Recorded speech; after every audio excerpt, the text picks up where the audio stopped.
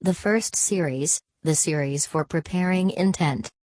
Don Juan Matus stated that human beings as organisms perform a stupendous maneuver of perception which, unfortunately, creates a misconception, a false front.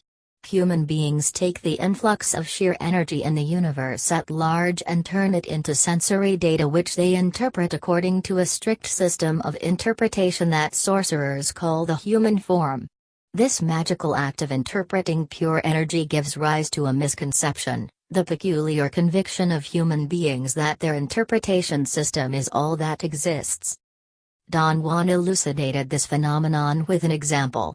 He said that tree, as tree is known to human beings, is more interpretation than perception. He pointed out that for human beings to establish the presence of tree, all they need is a cursory glance that tells them hardly anything. The rest is a phenomenon which he described as the calling of intent, the intent of tree, that is to say, the interpretation of sensory data pertaining to the specific phenomenon that human beings call tree. He declared that, just as in the tree example, the entire world of human beings is composed of an endless repertoire of interpretations where human senses play a minimal role. In other words, only the visual sense touches the energy influx which comes from the universe at large, and it does so only in a cursory fashion. He maintained that the majority of the perceptual activity of human beings is interpretation, and that human beings are the kind of organisms that need only a minimal input of pure perception in order to create their world, or, that they perceive only enough to trigger their interpretation system. The example that Don Juan liked the best was the way in which he said we construct, by intending, something as overwhelming and as crucial as the White House. He called the White House the site of power of today's world, the center of all our endeavors, hopes, fears, and so on, as a global conglomerate of human beings for all practical purposes, the capital of the civilized world. He said that all this wasn't in the realm of the abstract, or even in the realm of our minds, but in the realm of intending, because from the point of view of our sensory input, the White House was a building that in no way had the richness, the scope, or the depth of the concept of the White House. He added that from the point of view of the input of sensory data, the White House, like everything else in our world, was cursorily apprehended with our visual senses only. Our tactile, olfactory, auditory, and taste senses were not engaged in any way. The interpretation that those senses could make of sensory data in relation to the building where the White House is would have no meaning whatsoever. The question that Don Juan asked as a sorcerer was where the White House was.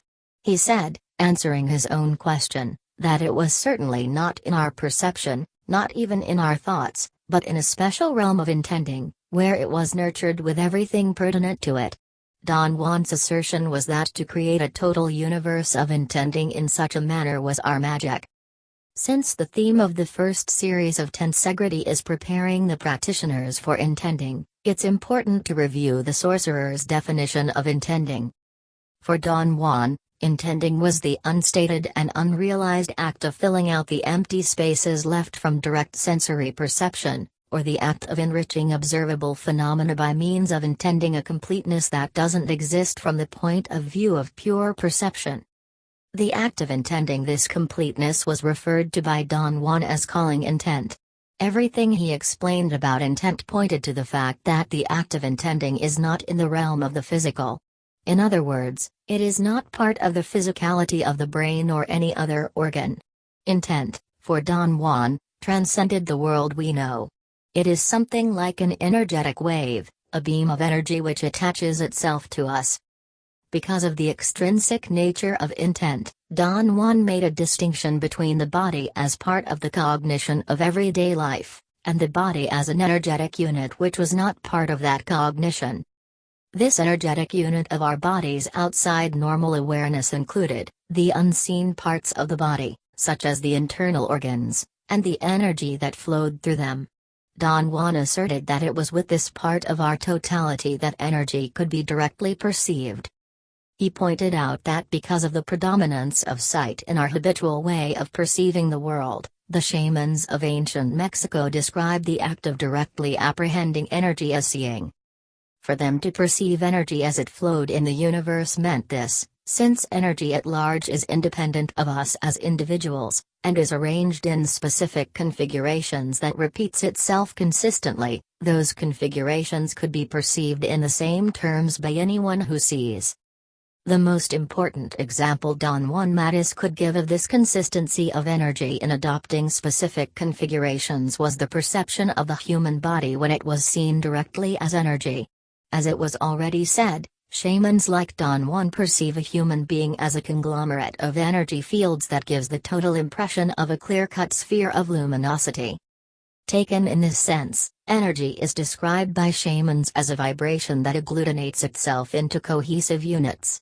Shamans describe the entire universe as being composed of energy configurations that appear to the seeing eye as filaments, or luminous fibers that are strung in every which way without ever being entangled.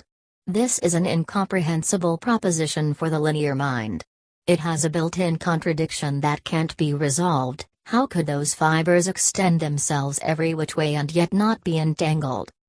Don Juan emphasized the point that shamans were able only to describe events, and that if their terms of description seemed inadequate and contradictory, it was because of the limitations of syntax. Yet their descriptions were as strict as anything could be. The shamans of ancient Mexico, according to Don Juan, described intent as a perennial force that permeates the entire universe, a force that is aware of itself to the point of responding to the beckoning or to the command of shamans. By means of intent, those shamans were capable of unleashing not only all the human possibilities of perceiving, but all the human possibilities of action. Through intent, they realized the most far-fetched formulations.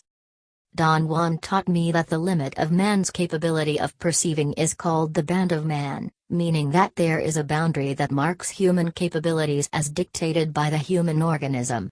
These boundaries are not merely the traditional boundaries of orderly thought, but the boundaries of the totality of resources locked within the human organism. The bulk of these resources are never used, and are kept out of our normal awareness by our preconceived ideas about human limitations that have nothing to do with actual human potential. Don Juan stated as categorically as he was able to that since perceiving energy as it flows in the universe is not arbitrary based on or subject to individual discretion or preference or sometimes impulse or caprice, or idiosyncratic peculiar to the individual. Sears witness formulations of energy that happen by themselves and are not molded by human interference. Thus, the perception of such formulations is, in itself and by itself, the key that releases the locked-in human potential that ordinarily has never entered into play. In order to elicit the perception of those energetic formulations, the totality of human capabilities to perceive has to be engaged. The series for preparing intent is divided into 4 groups. The first is called mashing energy for intent. The second is called stirring up energy for intent. The third group is called gathering energy for intent, and the fourth group is called breathing in the energy of intent.